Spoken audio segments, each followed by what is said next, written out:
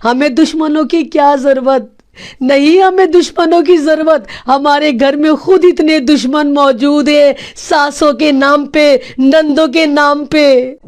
कौन से मुसलमान हो तुम लोग, शर्म तुमको मगर नहीं आती, बेशर्मो। निकाह का सूट भी तुम लड़की वालों का पहन कर आते हो, इतने बड़े गुलाम। نرسل العطر من روض الهدى الزاهي ويشرق السلم أنوارا وأنوارا. आज एक सोशल मीडिया पे वीडियो वायरल हो रही है। एक लड़की है, बहुत खूबसूरत, बहुत प्यारी सी, नाम है आयशा आरिफ। उसकी वीडियो देखकर ऐसा नहीं लगता कि वो क्या करने वाली है। बिल्कुल ये तो नहीं लगता कि वो ख़ुदकुशी करने वाली है। अपनी इस नेमत को, अपनी इस ज़िंदगी को वो ख़त्म करने वाली है। बहुत प्यारी मुस्कुराहट उसके चेहरे पर है, बहुत प्यारी बातें करती है और फिर वो ख़ुदकुशी कर लेती है। नाम आयशा आरिफ। ख़ुदकुशी करती है गुजरात में, साबरमती नदी में कूद कर वो अपनी जान ख़त्म कर देती है। वो मिल्लत की अमानत थी, वो हमारी बहन थी, वो हमारी बेटी थी, जिसकी जान लेने में हमारे समाज ने बहुत रोल अदा किया, बहुत अहम रोल अदा किया। आयशा आरिफ की गलती क्या थी? सिर्फ इतनी सी कि वो अपने खाविन से बेतहाशा मोहब्बत करती थी। उसकी गलती क्या थी कि वो आरिफ नाम के एक ऐसे इंसान की गुल्लकें नहीं भर पा रही थी जो उसको रोज़ भरनी थी। आरिफ निहायती लालची आदमी, निहायती ऐसा आदमी जो तमाम की तमाम अपनी उम्मीदें, अपनी डिमांड, अपनी नीड ससुराल के पैसों से पूरी करता था। वो रंगीन कफन पहन के चलता था, वो भी ससुराल का होता था।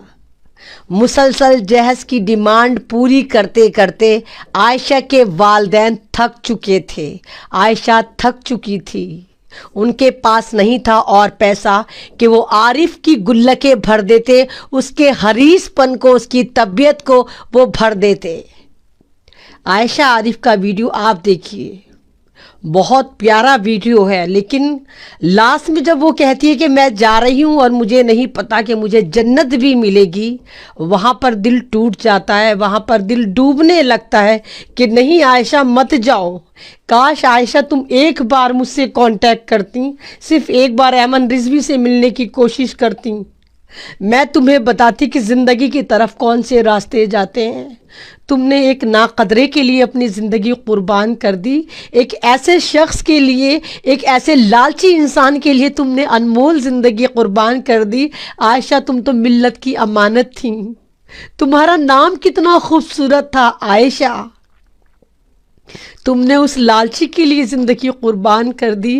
काश एक बार तुम मुझसे मिलती, मैं तुम्हें लेकर आती ज़िंदगी की तरफ, मैं बताती आरिफ को कि होता क्या है इस्लाम, मैं बताती आरिफ को कि जहेज कितनी बड़ी लानत है। ये वही जहेज है जो हमारे कल्चर में नहीं था, हमारे इस्लाम में नहीं था, लेकिन हम लोगों ने सबसे ज़्यादा इसको अपना लिया। और आज हमारे घरों में बेटियां बैठी हैं जिनकी शादियां नहीं होती, क्योंकि जब लड़के नाम की मखलूक की मंडी सजाने लड़के के वालिदैन मार्केट में उतरते हैं तो उनका रेट इतना हाई होता है कि लड़की खूबसूरत हो, लड़की एजुकेटेड हो, लड़की अमीर हो, लड़की का ख़ानदान ऐसा हो जो मुसलसल लगातार हमारी 7 पुश्तों को भरता रहे। क्यों भाई? जब हम मुसलमान हैं और हमारा खुदा, हमारा इस्लाम, हमारा कलाम पाक, हमारे मैसेंजर ऑफ इस्लाम इस वाली बात को कभी कहते सुने ही नहीं गए कि आप जहेज दीजिए, फिर ये लोग कौन से हैं जो जहेज मांगते हैं? कौन है ये भेड़िए दरिंदे जो मुसलमान समाज को सेंध लगा रहे हैं, इस्लाम को बदनाम कर रहे हैं? अरे सऊदी उठाकर देखिए, सऊदी में कौन माँ बाप है लड़की के वालिदैन जो जहेज देते हैं? नहीं نہیں دیتے. اور کہیں دور نہیں تو ایران جائیے. ایران میں لڑکی جب پیدا ہوتی ہے اور اس کا نکاح ہوتا ہے, نکاح ہوتے ہی تمام ذمہ داری وہاں لڑکے کی ہو جاتی ہے. وہاں پر جب لڑکا شادی کرتا ہے, پہلے مکان سیٹ کرتا ہے, فرنیچر سیٹ کرتا ہے, اس کے بعد پھر وہ رخصتی کرا کر لے کر جاتا ہے. تو پھر یہ جہیز کہاں سے آیا؟ یہ سارا کا سارا جو یہ آپ نے سسٹم خراب کرا ہے, یہ کہاں سے کرا؟ آپ نے ہندوؤں کو اپنا لیا, آپ نے جہیز پرتا اپنا لی, اور آج یہ حال ہے کہ ہر قدم پر مسلمان لڑکی پٹ رہی ہیں, چھت رہی ہیں, جہیز کے لیے مر رہی ہیں, جل رہی ہیں یا جلائی جا رہی ہیں, یا جو بچ رہی ہیں وہ خودکشی کر کے مر رہی ہیں. کون سا سماج ہے یہ کون سے مسلمان ہیں آپ؟ شرم تم کو مگر نہیں آتی؟ کس طرح کا ضمیر ہے تمہارا میرے ملت کے نوجوانوں کہ تم اپنی بیوی کے ڈبل بیڈ پر بیٹھ کر اس کو دیکھتے ہو, اس کے ساتھ جینے مرنے کی قسم کھاتے ہو. ارے جو نوجوان اپنی کمائی کا بیڈ نہیں خرید سکتا, وہ دعوے داری کرتا ہے بیٹھ کر کہ ہاں میں تمہارے ساتھ زندگی گزاروں گا, تمہارے ہر قدم پر ساتھ رہوں گا. ارے جو مرد اتنا بڑا مرد ہو کہ اپنے بیڈ تک کے لیے اس کے پاس پیسے نہ ہو, بیوی کے رحم و کرم پر بیٹھ کے اس مخملی بستر پر آپ قسمیں کھاتے ہیں. نہیں ہیں آپ ملت کے علمدار. ایسے ہوتے ہیں نوجوان. یہ ایک لعنت ہے جہیز جو آپ کو کھا رہی ہے. اور ماں باپ کو دیکھیے کہ منڈی سجانے جاتے ہیں کہ لڑکی پڑھی لکھی بھی چاہیے, خوبصورت بھی چاہیے, امیر بھی چاہیے, اونچے خاندان کی بھی چاہیے. 4 کوالٹی ایک لڑکی میں ڈھونڈ کے لاتے ہیں, جاب کرواتے ہیں, اس کے باوجود وہ گھر کی ذمہ داریاں بھی پوری کرتی ہے, ٹرکوں میں جہیز بھی بھر کے لاتی ہے, ساری زندگی تانے تشنے سنتی ہے. نہیں کہتا میرا اسلام اس بات کو کہ آپ بیوی کی کمائی پر پلیں, نہیں کہتا میرا اسلام کہ آپ بیوی کی کمائی پر اپنی زندگی گزاریں, اپنی بہنوں کی زندگی گزروائیں. شادیاں نندوں کی ہوتی ہیں, ٹیٹوا بیوی کا دبایا جاتا ہے, جا لے کر آ تیری نند کی شادی ہے. اور بہت جگہ تو ایسا ہوتا ہے جناب کہ اس لڑکی کا جہیز اٹھا کر اس کی نندوں کو دے دیا جاتا ہے. یہ سماج ہے. پھر آپ کہتے ہیں ہمارے اوپر ظلم کر رہے ہیں, ہمارے اوپر ظلم ہو رہا ہے, خدا ہم سے ناراض ہو گیا, بادشاہ ہم سے ناراض ہو گیا, پردھان منتری ہم سے ناراض ہو گیا, چیف منسٹر ہم سے ناراض ہو گیا. کوئی ناراض نہیں ہوا ہم سے, ہمارا خدا ناراض ہو گیا کیونکہ ہم نے اپنے خدا کو بھول دیا, ہم نے اپنے خدا کی تعلیمات کو چھوڑ دیا, ہم نے کلام پاک کی تعلیمات کو نظر انداز کر دیا, ہم نے اسلام کے اس پہلو کو نظر انداز کر دیا جو ہمیں انسان بناتا ہے, مومن کامل بناتا ہے. نہیں کہتا میرا کلام پاک کیا کہتا ہے؟ صحابہ اکرام کی زندگی اٹھا کر دیکھو, کیا کرتے تھے صحابہ اکرام؟ اگر کہیں جا رہے ہوتے تھے وہیں کھڑے کھڑے نکاح ہو جاتا تھا. کیا حکم ہے اسلام میں عورتوں کے لیے, لڑکیوں کے لیے, نکاح کے لیے کہ اگر آپ کے مکان کے نیچے سے فجر کے وقت کوئی نوجوان جا رہا ہو اور آپ کے گھر میں بیٹی ہو, اگر وہ نوجوان صحیح ہو تو اس سے نکاح کر دیجئے. کہاں کہتا ہے میرا کلام پاک کہ 20-20 لاکھ کے ہوٹل کریے, کروڑوں کی شادی کریے, ساری زندگی عیدی, بقرعیدی, تہواری, چچک, یہ وہ دے دے کے آپ لڑکی کی منڈی سجائیے. کہاں کہتا ہے کلام پاک؟ یہ تو عائشہ عارف کی ایک مثال ہے کہ عائشہ عارف کو آپ دیکھ پائے. پتہ نہیں کتنی عائشہ عارف ہوتی ہوں گی جو لقمہ اجل بن جاتی ہوں گی ان جہیز کے بھیڑیوں کی وجہ سے. ہمیں دشمنوں کی کیا ضرورت؟ نہیں ہمیں دشمنوں کی ضرورت. ہمارے گھر میں خود اتنے دشمن موجود ہیں, ساسوں کے نام پہ, نندوں کے نام پہ. آپ دیکھیے جہیز کے لیے کتنی لڑکیوں کو جلایا جاتا ہے. اوکھلا میں آئے دن لڑکیاں جلتی ہیں, مرتی ہیں, آئے دن جلتی مرتی ہیں. جلانے والے کون ہوتی ہے؟ وہی ماں جو ساس ہوتی ہے, وہی عورت جو نند ہوتی ہے, وہی دیورانیاں, وہی جٹھانیاں جو مٹی کا تیل ڈال کر اس پہ آگ لگا دیتی ہیں. یہ کون سا مذہب ہے ہمارا؟ ہمارا کلام پاک یہ کہتا ہے, ہمارے محمد صلی اللہ علیہ وسلم کی یہ تعلیم تھی یہ تعلیم تھی ہماری، تو کون سی طرف ہم جا رہے ہیں، کون سی طرف اپنے سماج کو لے کر جا رہے ہیں، کون سی طرف اپنی بیٹیوں کو لے کر جا رہے ہیں۔ بہت اچھی بات ہے آپ کے پاس پیسہ ہے، اللہ پاک ہر مسلمان کے پاس پیسہ ہو، صاحب حیثیت ہو، لیکن کیا آپ اس کا صحیح استعمال کر رہے ہیں؟ آپ نے خود آپ نے ان لوگوں کو منہ لگایا، کروڑوں کی شادیاں کر کے آپ نے سادگی چھوڑ دی، آپ نے شو آف چن لیا، آپ نے منڈیاں سجائیں، 20 ہزار 20 لاکھ کے دلہنوں کو سوٹ چڑھائے جاتے ہیں، بنائے جاتے ہیں، ویڈیوگرافی ہوتی ہے، اور اس کا رزلٹ کیا نکلتا ہے؟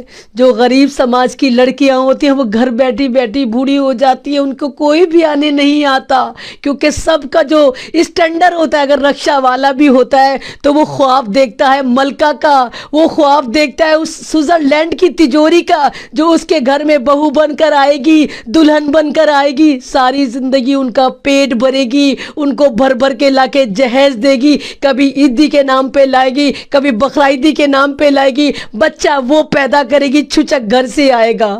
کون سا اسلام کہتا ہے یہ عورت ہے؟ یارے یہ تو عورت ہوتی ہے میرے بھائیوں بہنوں، جو تمہیں فری میں ملتی ہے، اپنا گھر چھوڑ کر آتی ہے، اپنا خاندان چھوڑ کر آتی ہے، اپنے رشتے چھوڑ کر آتی ہے، اور تم سے کچھ ڈیمانڈ نہیں کرتی۔ 3 لفظ ہوتے ہیں نکاح کے، ہاں میں نے قبول کیا، ہاں میں نے قبول کیا، ہاں میں نے قبول کیا، اور ساری زندگی غلامی قبول کرتی ہے۔ اس کی زندگی میں کوئی ہالیڈے نہیں آتا، کوئی سنڈے کوئی سیٹرڈے نہیں آتا۔ کیا کرتی ہے وہ؟ صبح شام تمہاری غلامی کرتی ہے، تمہارے گھر والوں کی غلامی کرتی ہے، تمہاری نسل کو آگے بڑھا کے بچے پیدا کرتی ہے، بچوں کو پڑھاتی ہے، اور اگر ورکنگ ہو تو جاب بھی کرتی ہے، اور پھر بھی تم سے جوتے پٹتی ہے۔ وہ جوتے ضروری نہیں کہ سچ مچ کے جوتے ہوں، لفظوں کے جوتے پٹتی ہے کہ تو کر کیا رہی ہے؟ تو کوئی اکلوتی عورت نہیں ہے جو تو جاب کرتی ہے، یہ تو میرا احسان ہے کہ میں نے تجھے اتنی آزادی دی کہ تو جاب کر لے۔ یعنی وہ عورت جو کما کر لا رہی ہے، اس پہ بھی شوہر کی دیکھیں کتنی زبردست احسان مندی ہوتی ہے کہ یہ تو میں نے تجھے آزادی دی، تو وہ پیسہ کہاں خرچ کرتی ہے؟ وہ پیسہ شوہر لیتا ہے، اس کے بچے لیتے ہیں، سسرال والے لیتے ہیں۔ ایک عورت تیری ذمہ داری ادا کرتی ہے، آفس بھی دیکھتی ہے، گھر بھی دیکھتی ہے، لوگوں کو بھی دیکھتی ہے، اور پھر بھی کہتے ہیں کہ نہیں تو ایک اچھی بیوی نہیں بن پائی۔ کون سا سماج ہے یہ؟ کون سے لوگ ہو تمہیں ترس نہیں آتا اس عورت پہ؟ صنف نازک کہتا ہے میرا خدا عورت کو، میرے رسول عورت کو، کہ نازک ہوتی ہے عورت۔ تم کیا کرتے ہو اس کے ساتھ کہ اس کو مشین سمجھ لیتے ہو، یہ غلام بن جاتی ہے، صبح شام تمہارے گھر والوں کی خدمت کرتی ہے، رات کو تمہاری خدمت کرتی ہے، اپنے بچوں کی خدمت کرتی ہے، جاب بھی کرتی ہے، گھر بھی دیکھتی ہے، اور اس کے باوجود وہ ساری زندگی ذلیل ہوتی ہے۔ کیوں؟ کیا یہ میرا اسلام تھا؟ کیا یہ میرے اسلام کی تعلیمات تھی؟ کیا عائشہ عارف نے صحیح کرا؟ کون ذمہ دار ہے عائشہ عارف کا؟ اس کا شوہر سے زیادہ تم ذمہ دار ہو، یہ سماج ذمہ دار ہے۔ جس نے عارف کی ناک میں نکیل نہیں ڈالی، کتنی مجبور ہوگی وہ عائشہ جو مسکراتے ہوئے خودکشی کر گئی۔ وہ ہنس رہی تھی، وہ اس لیے نہیں ہنس رہی تھی، وہ تمہارے پہ ہنس رہی تھی، وہ سماج پہ ہنس رہی تھی کہ دیکھو سماج والوں، میں تمہاری بیٹی تھی، میں اس ملت کی امانت تھی، اور آج میں تمہاری وجہ سے مر رہی ہوں، اس ندی میں کود کے مر رہی ہوں جس میں تمہیں ڈوب کے مرنا چاہیے تھا۔ بے غیرت مسلمان نوجوانوں، کہاں ہے تمہاری غیرت؟